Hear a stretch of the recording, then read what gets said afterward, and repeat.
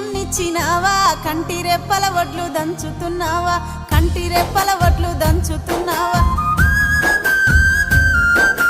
వడ్లు దంచిన పొట్టు శ్రీ పెంట పాలు ఆత్మగల్లా బిడ్డ అల్లుళ్ళ పాలు ఆత్మగల్లా బిడ్డ అల్లుళ్ళ పాలు